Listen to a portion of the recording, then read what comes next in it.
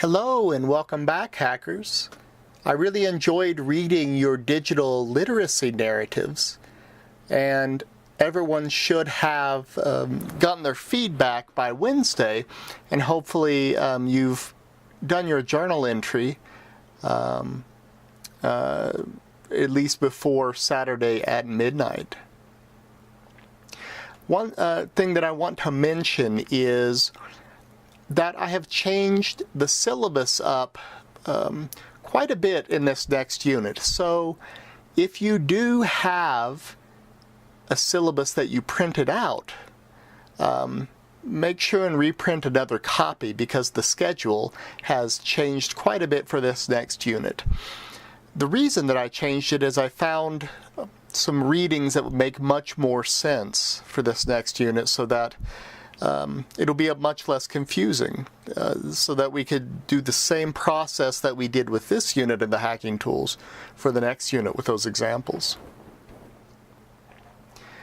Now, at least one of you mentioned some confusion over the requirements for that last blog. And one of you mentioned that because you saw the 500-word minimum for the rough draft, you thought that was the minimum for the final blog. And unfortunately, that was not the case. So if you were confused by this, if you didn't realize that 750 was the minimum word count, we can correct it. Now, you did lose points if you didn't meet the minimum word count, but we can always rewrite the blogs to get a better grade. So the process for doing this is very simple. All you'll need to do is send a copy of your blog to our embedded tutor, Stephen Romero, get some feedback from him. Now, whether the problem was that it wasn't long enough, or there were possibly other things that could be improved if it met the minimum, but you still want to improve other things to get a better grade, right? Anyone who wants to rewrite could go through this process. You just send a copy to Stephen, get his feedback, incorporate it, and then let me know, and I'll reread and regrade that blog. You can also, if you want to meet with me, schedule some private chat session with me, and we can meet online, and I could also talk about how you could expand or improve your blog for that rewrite.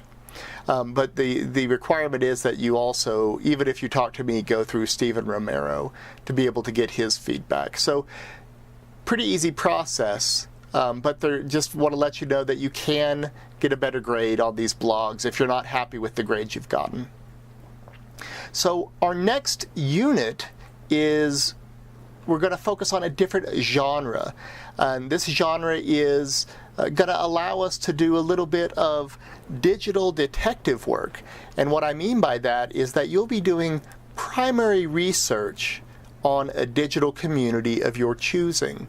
Now, primary research, as you'll read about later, can entail just observations of these digital communities, which means just scrolling through the discussion boards to kind of see how these people interact in the communities.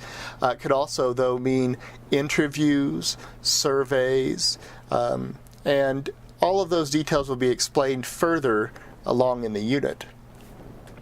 Now, this genre is different than our narrative genre, specifically because it has a different purpose. The literacy narrative, we were wanting to show the reader something, right? Show the reader a particular experience, and you all did that very well. This genre, this informational report on a digital community, the purpose of it is to explain to the reader, specifically explain the primary research that you've conducted on this community, to kind of not show, but explain what the community is about. Now, the hacking tools that we're going to have to figure out from this genre are going to be different, of course, than the narrative hacking tools.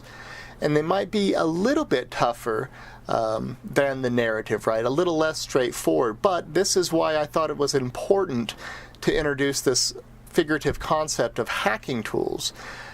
Because if we can figure out the fundamental building blocks of a genre, just like we did with the literacy narratives, right? Or as I like to call them, hacking tools, same thing, fundamental building blocks of the genre or the hacking tools, then we can figure out how to create our own version in that genre. So this is just a different genre, but we're going to do the same thing that we did with the last one. We're going to find the hacking tools in this genre based on examples, and then you guys are going to write your own. So here is a copy of the blog prompt, and I will also link this in a much more readable format under learning modules. But basically what you'll be doing is finding a digital community.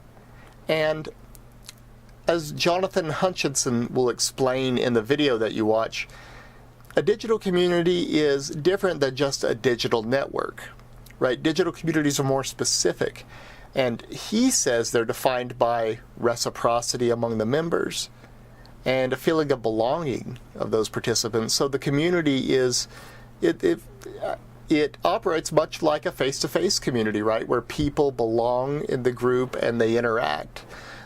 Except for that it is digital and held online. I've listed several examples here of the type of community that you might look into, but I'm really interested that you follow your interest in what you want to research as far as digital communities online. So a couple of examples I have here, it could be a forum that deals with a specific sport or hobby. It could be a Facebook group for a particular video game or type of video game. It could be a fan group for Harry Potter or some other specific type of fan series. But these are only a couple examples to get you thinking about the digital community that you want to write about. And the requirements down at the bottom here are somewhat similar. But you'll notice there's a bit of difference here. For one, the minimum word count is 1,000 words, so a little bit longer.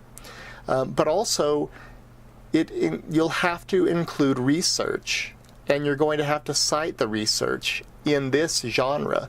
So to be able to explain to the reader sufficiently, you'll need to include research and cite that correctly. Okay, well, I'll have all the links under learning modules to explain what we're going to do in the coming up assignments, and I hope to see you all online.